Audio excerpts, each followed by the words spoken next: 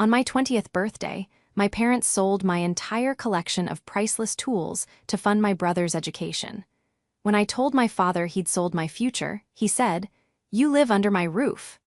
So I left that night without a word. This morning, my father stormed into the backyard to find the workshop I built completely empty, and now he's realizing he just made the biggest mistake of his life. This is where the story truly begins, and you won't want to miss what happens. Make sure you're subscribed to see it through to the end. We're always curious. Where in the world are you all watching from today? Let us know in the comments.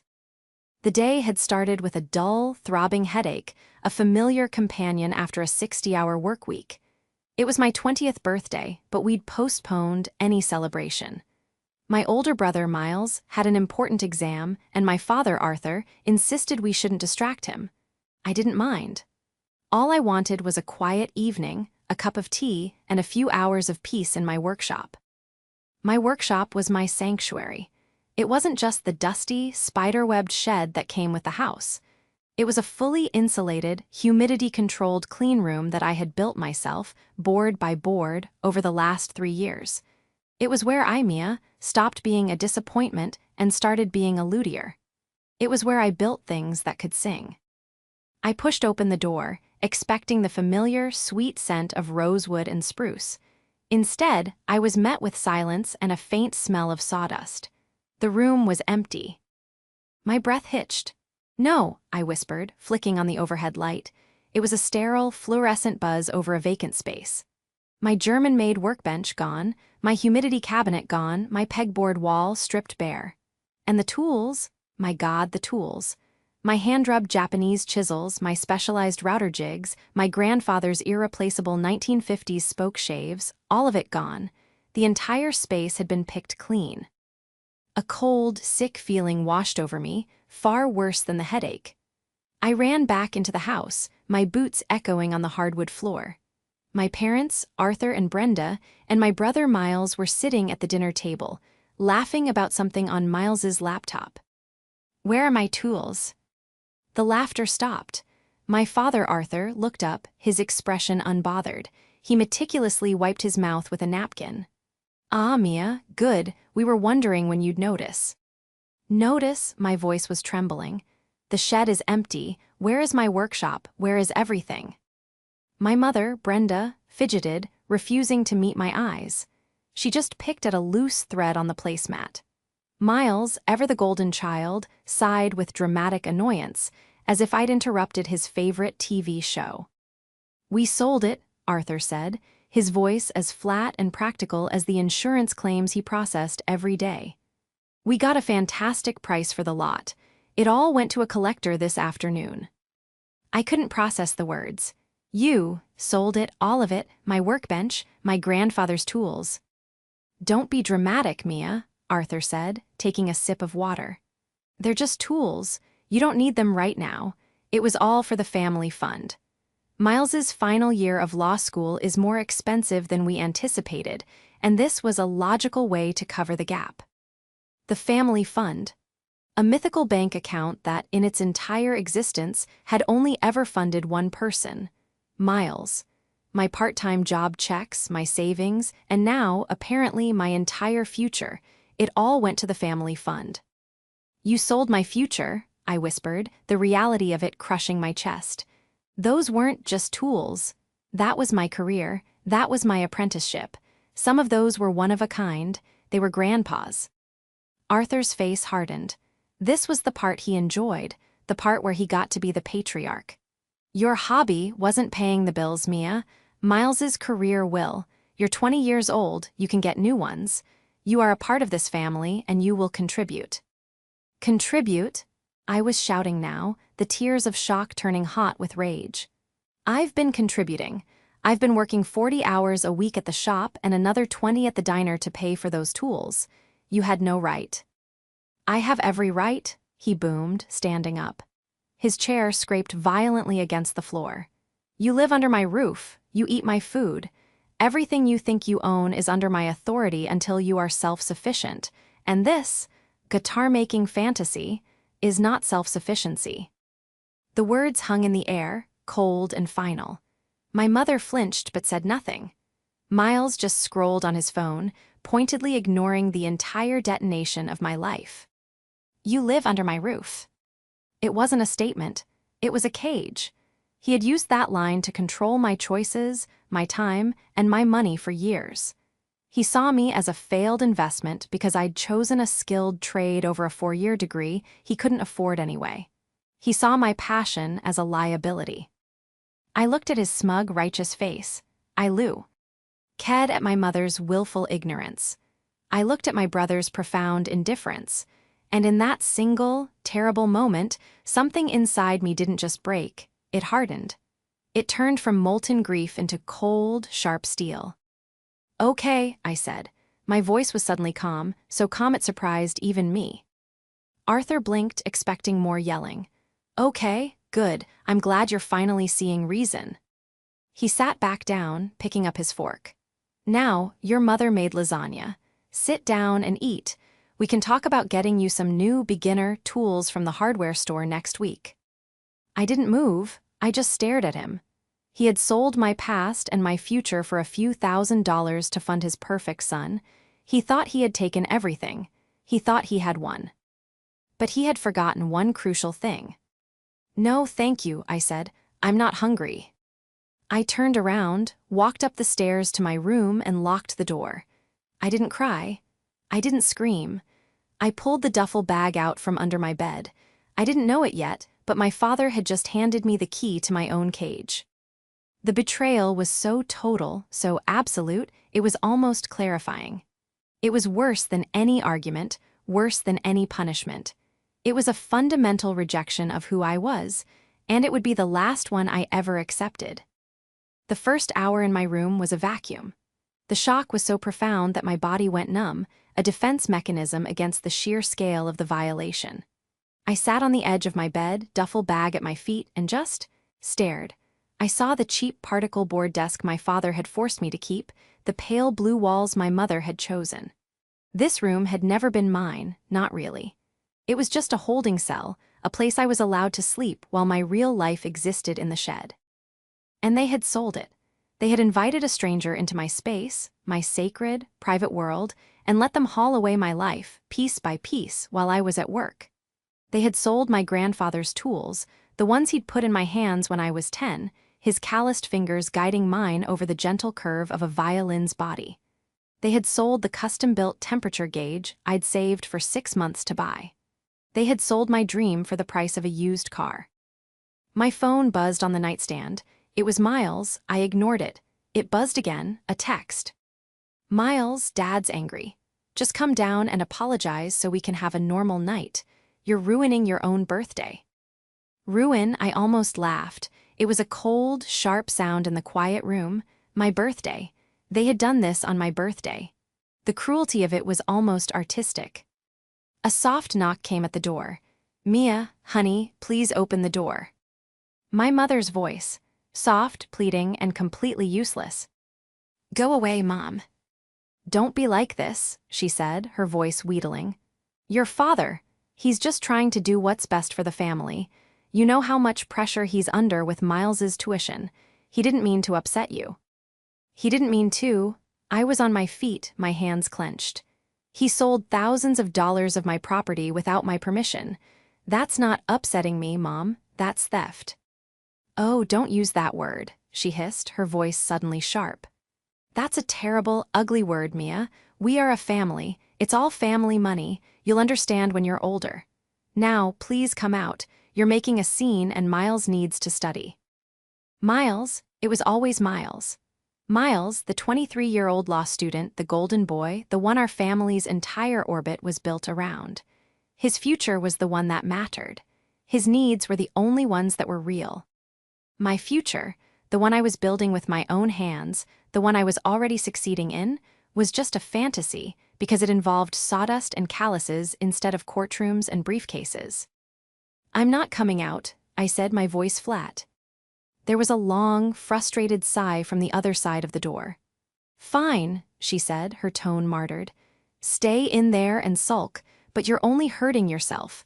Your father is a practical man, Mia. You know that. He did what had to be done. The footsteps retreated. I was alone again. I looked at my phone, a new text from Miles. Miles, whatever. If you're going to be a baby, I'm going to the library. Don't ruin Dad's mood any more than you already have. I need him to consign a new loan. My blood ran cold. A new loan, so the sale of my tools wasn't even enough. It was just a drop in the bucket. They had burned my future for kindling, and they were already looking for the next forest to clear. I stood up and began to pack. Not with the frantic panic of an escape, but with the methodical precision of a planned demolition. I packed my clothes, my toiletries, the few books I owned, and the small tin box that held my birth certificate and passport. My father, Arthur, was a practical man. My mother, Brenda, was his enabler. My brother, Miles, was the black hole they fed. They were a closed system, and I was the only moving part they could liquidate. Arthur believed. Ed, he had taken everything of value. He had sold my tools, my benches, my machines. In his mind, the case was closed. He had converted a hobby into cash and solved his problem. But as I zipped the duffel bag, a slow, cold smile touched my lips. My father, the practical insurance adjuster, was an expert in assessing the value of things he could see. A car, a house, a box of tools. He saw the world in dollar signs and depreciation. But he was an amateur. He was sloppy. He'd gone into my workshop, taken the obvious, shiny things, and hadn't looked any deeper. He'd left the most valuable things behind. They had sold the tools, yes, but they had forgotten about the wood. They had forgotten about the massive, carefully curated stacks of rare tone wood I kept hidden in a false-bottom cabinet under the floorboards I'd installed. They didn't know the difference between a plank of pine and a 50-year-old, master-grade plank of Brazilian rosewood. They didn't know that the scraps I'd been currying for 5 years were worth more than all the tools combined. They'd forgotten what I was capable of building, and they had forgotten who I learned from. They'd forgotten about Patrick. I picked up my phone. It wasn't my brother or my mother I was going to call. I dialed the number of my mentor, the man who was more of a father to me than Arthur had ever been. "Patrick," I said, my voice steady, "I need your help, and I need your truck. My father just sold my tools." There was a pause, and then a low, dangerous voice on the other end. "He what? I'm on my way." My father, Arthur, always said he respected hard work, but what he meant was a paycheck I understand. My passion for luthiery was, in his eyes, a whimsical waste of time. "You get splinters," he'd say. "I get quarterly bonuses. See the difference?" He was an insurance adjuster, a man who spent his days assigning dollar values to other people's tragedies. He was practical to the point of being cruel, and he saw no return on investment in my chosen craft. My brother, Miles, was the opposite. He was Arthur's prize-winning racehorse. Miles was 23, enrolled in a prestigious law school, and possessed an effortless charm that made people want to give him things. The family fund was established the day he got his acceptance letter. From that moment on, the entire family's financial gravity shifted to orbit around him. My mother, Brenda, took on extra admin work from home, her fingers flying across a keyboard to pay for his textbooks. My father canceled his fishing trips and delayed repairs on the house, all to ensure Miles's tuition was paid on time. And I was the family's secret, secondary income stream. My journey into luthiery hadn't been a hobby, it was an inheritance. My grandfather, my mother's father, had been a luthier in the old country. He was a quiet, meticulous man who smelled of varnish and sawdust. When I was 10, he'd placed his smallest chisel in my hand and said, "The wood already knows what it wants to be, Mia. You just have to listen." He passed away 2 years later, leaving me his entire chest of tools. They were worn smooth by his hands, stained with 60 years of work. They were priceless. To my father, they were just old junk in a box. When I started my apprenticeship with Patrick, the most respected luthier in the state, Arthur was baffled. "You're going to be a shop girl for minimum wage when you could be getting a business degree." He didn't understand that the minimum wage was just the start. I worked 40 hours a week for Patrick, learning the art. Then, I'd go to a diner and work another 20, slinging hash to save up. Every dollar went into my future. I bought a second-hand lathe. I saved for a year to get a professional-grade bandsaw. I spent months building my workshop in the shed, insulating it, wiring it, and installing a complex humidity system to protect the delicate woods. My family saw none of this. They just saw the shed door close. When I'd come in, exhausted and covered in sawdust, my mother would sigh. "I just wish you'd spend more time with us, Mia. Your brother's home for the weekend. Can't you just be normal for a night?" Normal, to them, normal meant contributing to the bottomless pit of Miles's ambition. Last year, when Miles needed a new top-of-the-line laptop for his intensive studies, Arthur had suggested I sell my car. It was an old, beaten-up sedan, but it was my car, the one I used to get to both of my jobs. "It's just practical, Mia," Arthur had explained, as if I were a child. "Miles needs this for his career. You can take the bus. It's a small sacrifice for the family." I fought him hard, but Brenda wore me down. "Please, honey, don't upset your father. It's just for a little while. Think of how proud we'll be when Miles is a lawyer." I caved. I sold the car. Miles got his laptop. I started taking the bus, adding 2 hours of travel time to my already crushing days. And Miles? He used the laptop to stream basketball games and trade stocks, which he was learning about in a very expensive elective. This was the pattern. My sacrifices were practical. Miles's entitlements were investments. Now, sitting on my bed with my bag packed, I understood the full, ugly truth. My father didn't just resent my hobby, he resented me. He resented that I was building a life that didn't revolve around him. He resented that I had a passion he couldn't quantify or control. And he resented, most of all, that I had something of value that he could take. Selling my tools wasn't a last resort. It was a power play.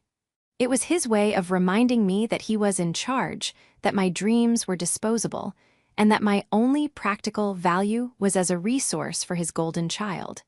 He had ripped the heart out of my world to pawn it for his son's comfort. He thought he was teaching me a lesson about practicality. He thought he was showing me who was boss. But all he'd done was confirm what I'd long suspected. In this house, I wasn't a daughter. I was collateral. The headlights of a large truck swept across my bedroom wall. Patrick was here. I unzipped my bag, took out the small tin box, and removed my house key. I walked downstairs. The house was quiet. My parents were in the living room, the murmur of the television, a familiar backdrop. Miles was probably still at the library, blissfully unaware that his future was now funded by the theft of mine. I placed the key on the kitchen counter. Next to it, I laid a single, simple note. I didn't write it in anger. I wrote it with the cold, clear precision of one of my grandfather's chisels. "You sold my tools, I kept my future. Don't contact me." I walked out the back door, closing it softly behind me. I didn't look back. I climbed into the cab of Patrick's truck, the smell of sawdust and old coffee a welcome comfort. "He's going to regret this," Patrick said, his voice a low growl. He put the truck in gear. "I know," I said. "Let's go, we have work to do." The rage didn't hit me until we were on the highway. It came in a sudden, blinding wave, so intense it made me shake. It wasn't the hot, yelling rage I'd felt in the dining room. This was a cold, crystalline fury. It was the fury of the violated, the betrayed.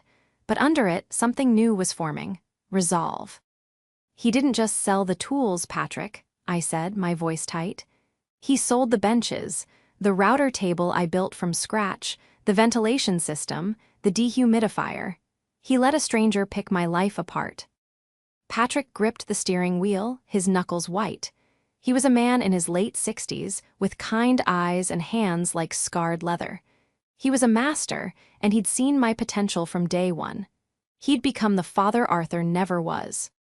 "He is a fool, Mia," Patrick said. "A destructive, ignorant fool, but he's also sloppy. What did he miss?" "Everything," I said, a grim smile touching my lips. "He missed everything that matters." We pulled into a 24-hour equipment rental lot. "I need a 16-foot box truck," Patrick said to the sleepy-eyed clerk, "and 2 heavy-duty dollies and a hand truck." He paid in cash. An hour later, we were parked 2 streets away from my house. I can't let them see your truck, I explained. We need more than just us, Patrick said, looking at the dark house. That's a lot of weight. I know, I said.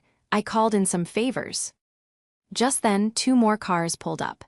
It was 3 guys from the local Woodworkers Guild, friends of mine and Patrick's.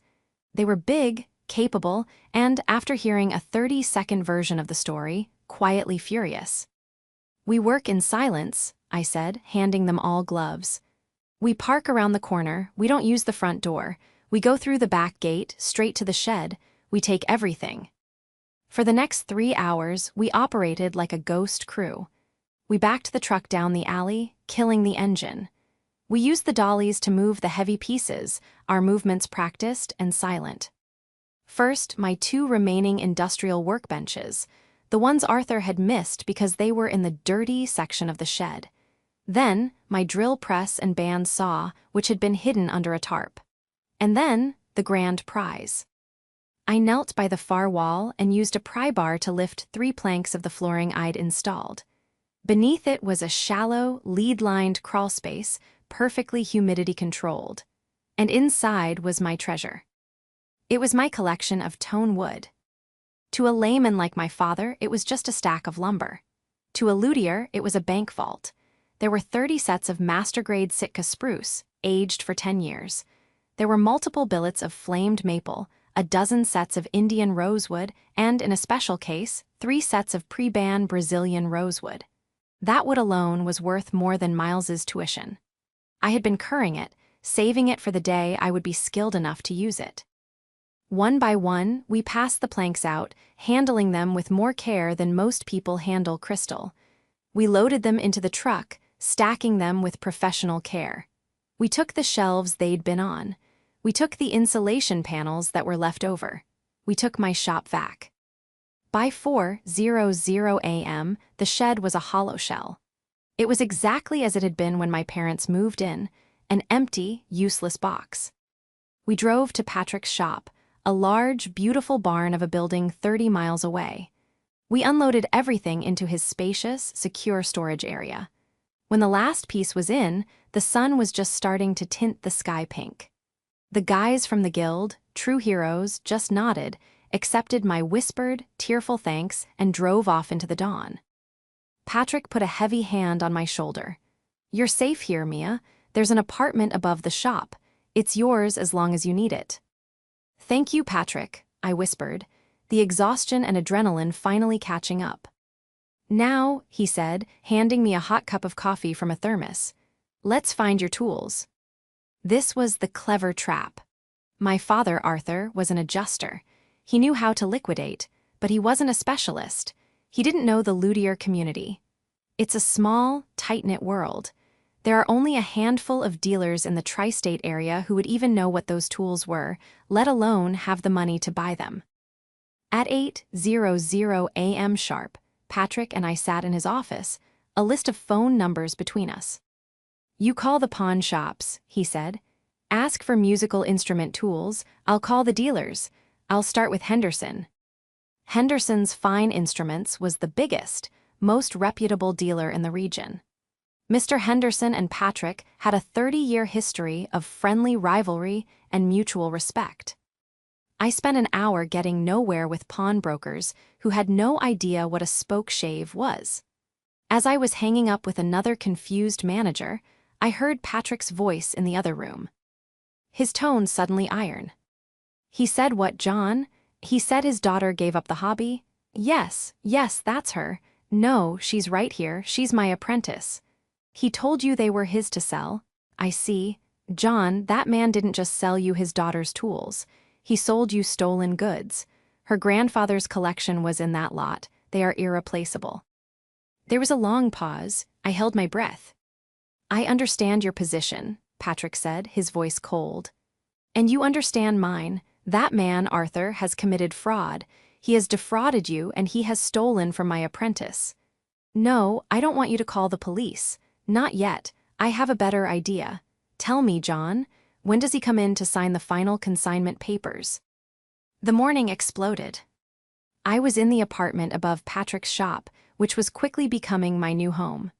It was small, but the entire place smelled like aged wood and varnish, a scent that felt safer than any place I'd ever lived.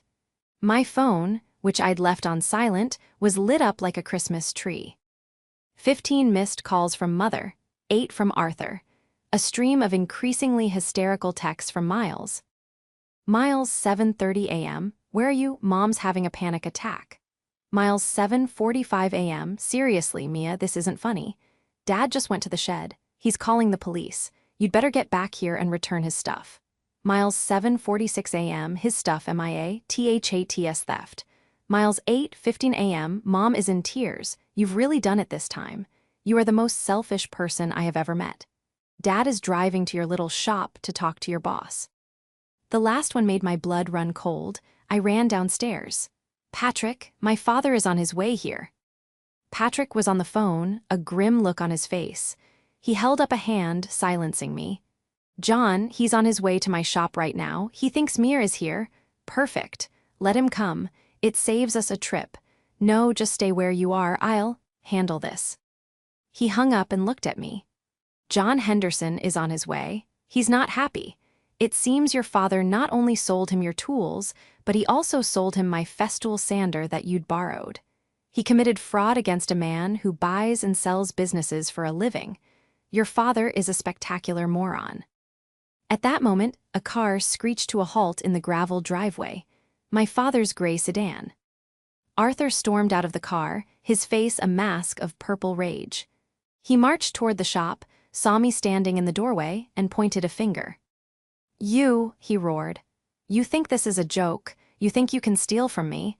I am pressing charges, Mia. You emptied my shed. That is theft of my property. Patrick stepped out from behind me, wiping his hands on a rag. He was a good foot taller than my father and built like the oak trees he worked with. Arthur, I presume, Patrick said, his voice a calm, deep rumble. My father faltered, his bravado shrinking in the face of this imposing stranger. Who are you? I'm Patrick, he said, Mia's mentor, and you are on my property, yelling at my apprentice. You need to lower your voice. I will not, Arthur sputtered, regaining a fraction of his courage. She stole my lumber, my workbenches. I am here to get them back. Your lumber? I asked, stepping forward. My voice was ice. You mean the 50-year-old Brazilian rosewood sets, or the master-grade Sitka spruce? Tell me, Dad, what exactly did you plan to do with them? Build a birdhouse. Arthur's face went blank. He had no idea what I was talking about. It's wood. It was in my shed. It was in my workshop, I corrected him. The one I built with my own money. The wood I purchased with my own paychecks. You don't get to sell my future and keep my inventory. He was losing control, his narrative collapsing. You live under my roof. That makes it my property. That's the law. Is it? A new voice cut through the tension. A black Mercedes had pulled silently into the driveway. A man in a sharply tailored suit stepped out. This was John Henderson. He looked calm, collected, and absolutely lethal. Mr. Arthur? Henderson asked, though it wasn't a question. Yes, my father said, puffing up his chest, sensing a potential ally. This girl, my daughter, she stole. Mr. Arthur, Henderson interrupted, his voice like silk-wrapped steel. My name is John Henderson. You visited my showroom yesterday. You sold me a collection of luthier tools. A flicker of panic crossed Arthur's face. This was not going as planned. I did. A fine collection. My daughter's, as I said, she gave up the hobby. That's interesting, Henderson said, taking a step closer.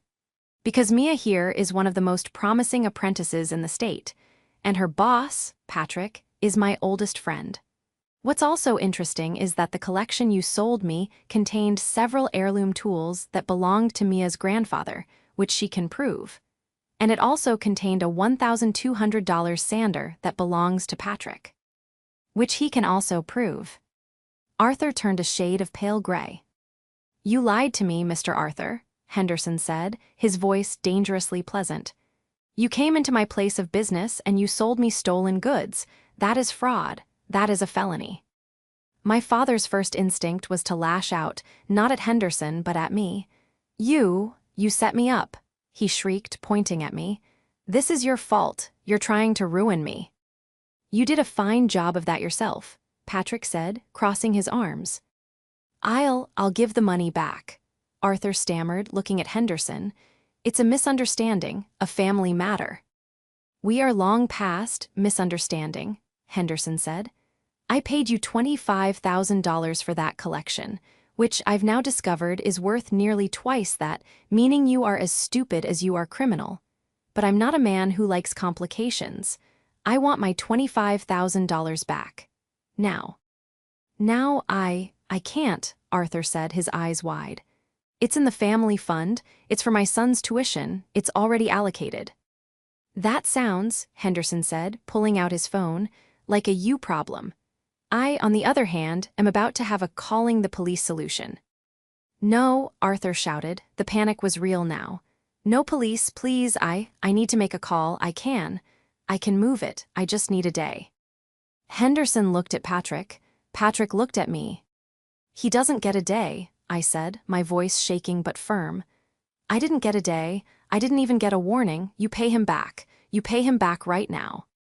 My father looked at me, his eyes filled with a hatred so pure it took my breath away. He had been cornered.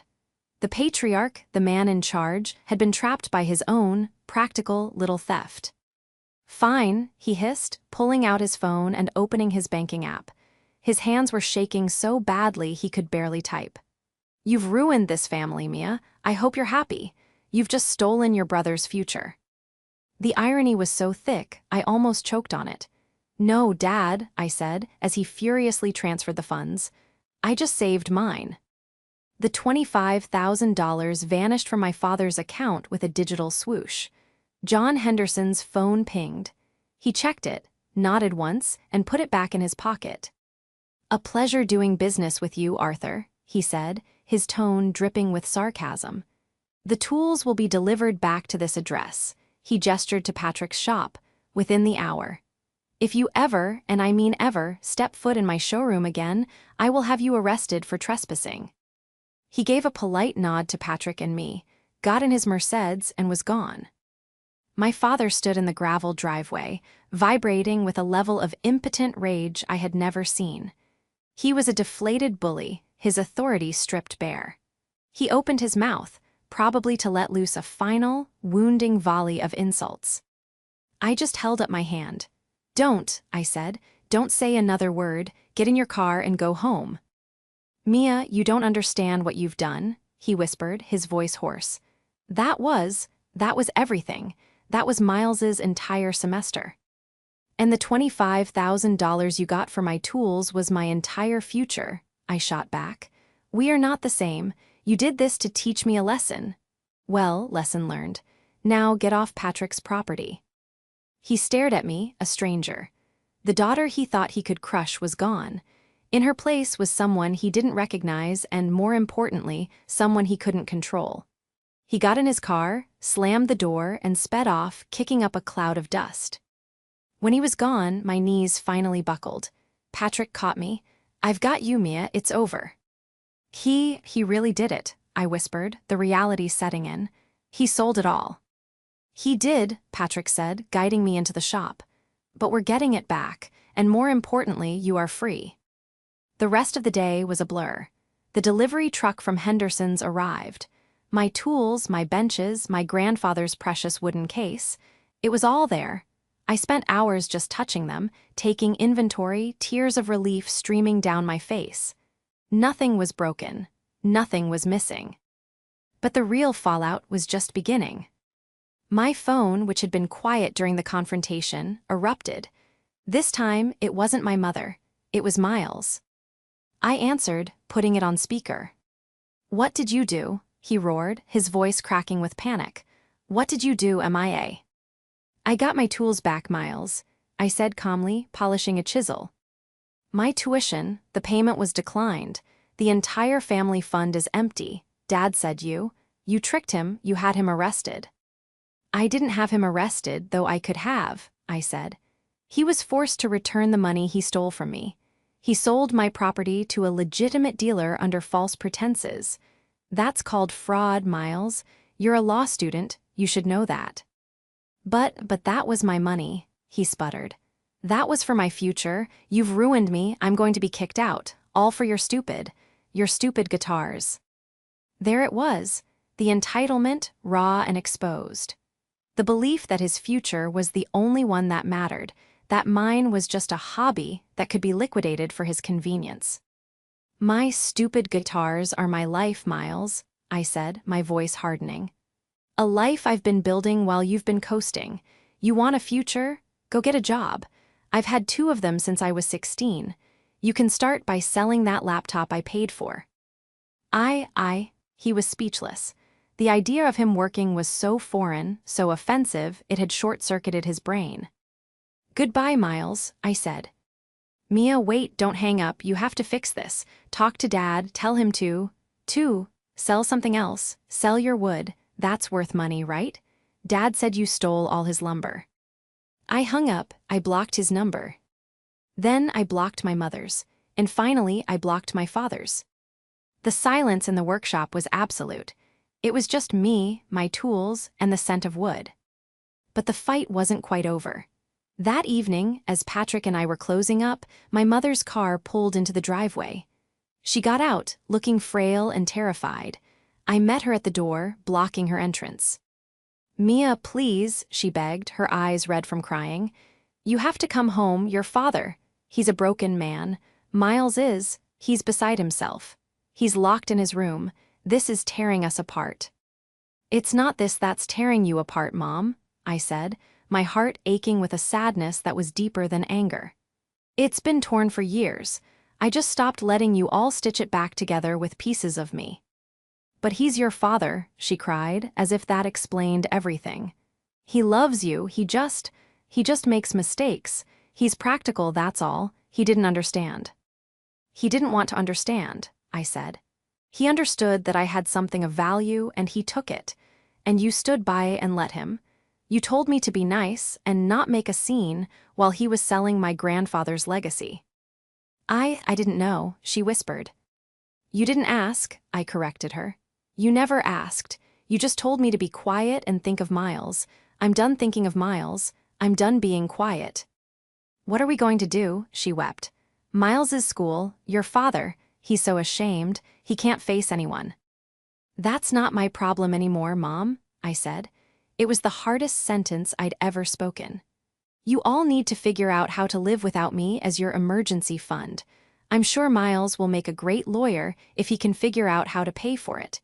Maybe Dad can sell his golf clubs. She flinched as if I'd struck her. That apparently was a line too far.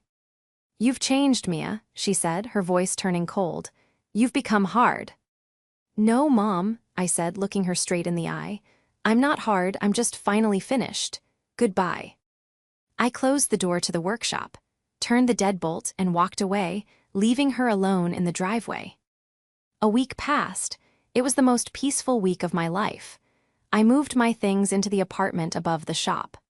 Patrick, seeing my drive and my renewed focus, officially promoted me from apprentice to junior luthier, with a matching raise. For the first time, I was breathing air that wasn't thick with resentment and obligation. My family, however, was imploding. I knew this because Patrick had a friend who was a member of my parents' golf club. The gossip was apparently spectacular. Arthur hadn't been seen at the club in days. Miles, it was rumored, had been forced to drop out of law school for the semester and was, to the horror of the entire community, working as a barista. The family fund was not just empty, it was overdrawn.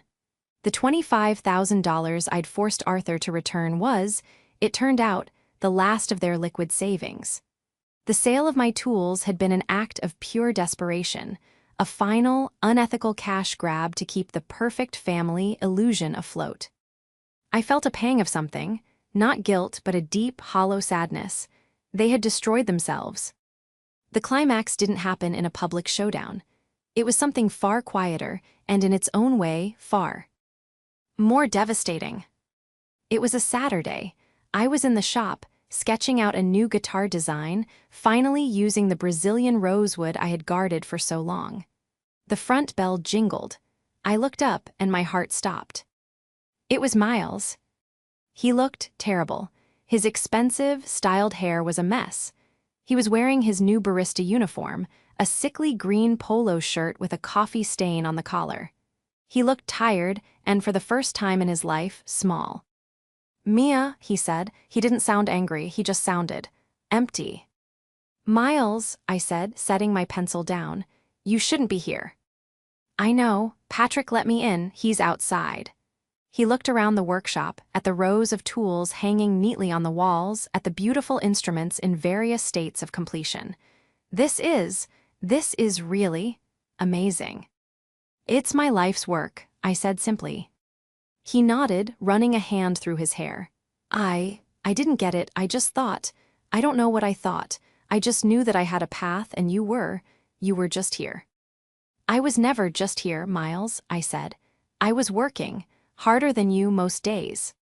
"I see that now," he said. He looked down at his own hands, soft and unmarked, then at mine, which were covered in calluses and small nicks. I'm sorry, Mia." I stared at him.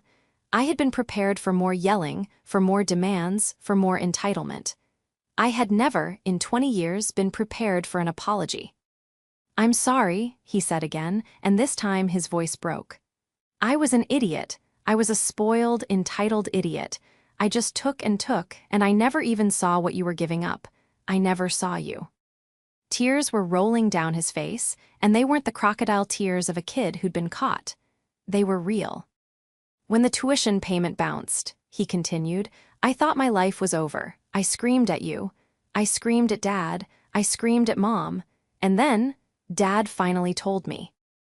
"Told you what?"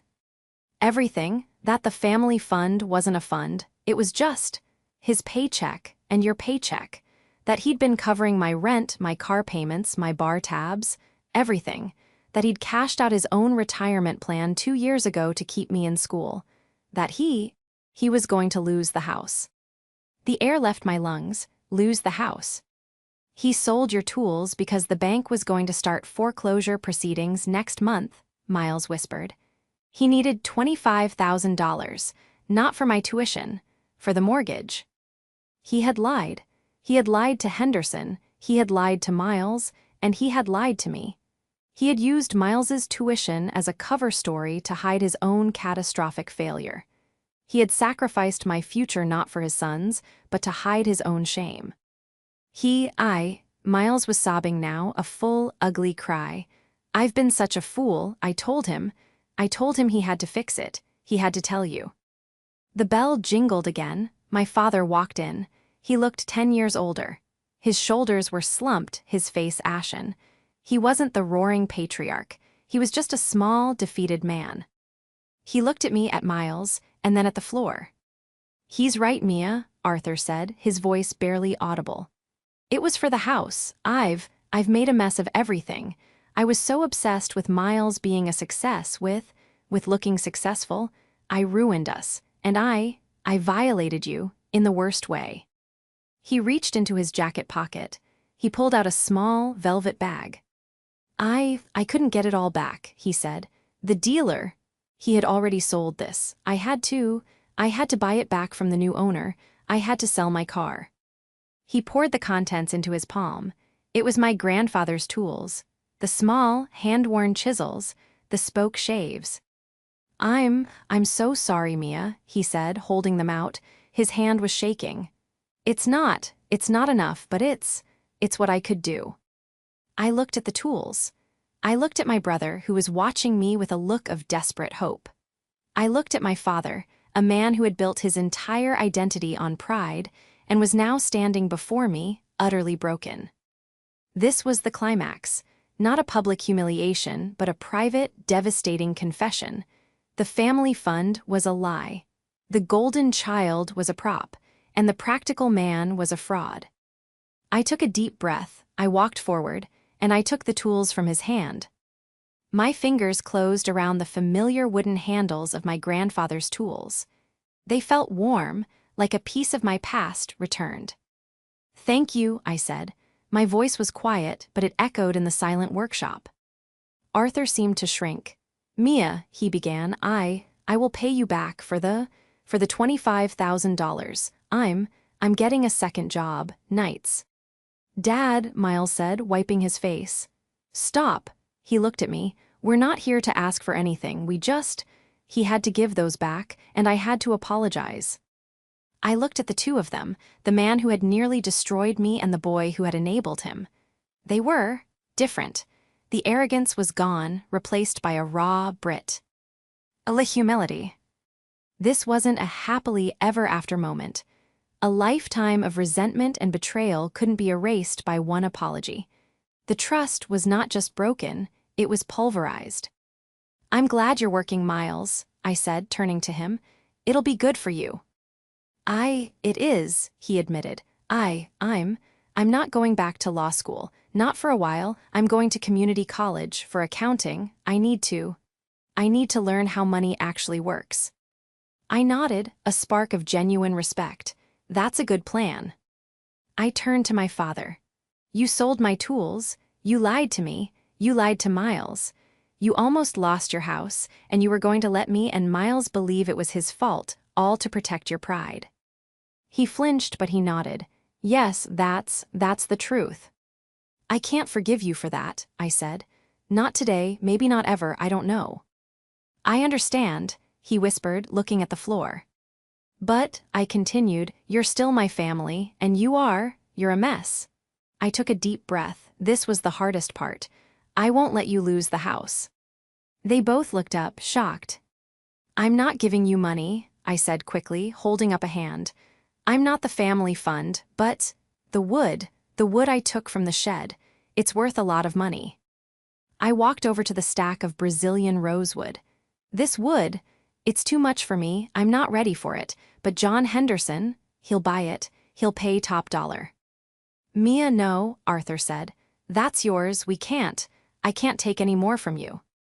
You're not taking it, I said. I'm selling it, and I'm going to give you a loan. A formal, legal loan with an interest rate. Miles, with your new accounting skills, you can draft the paperwork. You will pay me back $500 a month for the next 10 years. Miles stared at me, his mind clearly doing the math. Mia, that's more than fair, that's generous. It's not generous, I said. It's practical, it's business. It's the only way this family can ever move forward, on truth and on contracts. My father looked at me, and for the first time, I think he truly saw me, not as his failed project, but as an adult, as a professional. Okay, Mia, he said, his voice thick with emotion. Okay, business, I can do that. They left soon after. Miles promised to email me a draft of the loan agreement. My father just gave me one last, haunted look and walked out the door. The next day, I sold the rosewood to Henderson. He gave me a phenomenal price. I transferred the funds to my father's mortgage account, and the foreclosure was stopped. That evening, I received a meticulously detailed PDF in my email. Loan agreement, A last name and M last name. It wasn't a reconciliation, not a full one. I didn't go back for Sunday dinners. I didn't call my mother and pretend things were normal. But it was a start. Miles and I started texting, not about the past, but about his accounting classes. My father sent me a single text a month later. Payment sent. Thank you. My life was at Patrick's shop now. I had my own apartment, my own work, my own future. My tools were back where they belonged, and my grandfather's chisels felt perfect in my hand. I was building a guitar, my first official commission as a junior luthier. It was made of flamed maple and spruce, and I knew, as I ran my hand over the smooth, sanded curve, that it was going to sing. I had lost the illusion of the perfect family, but I had gained something so much more valuable. I had gained myself.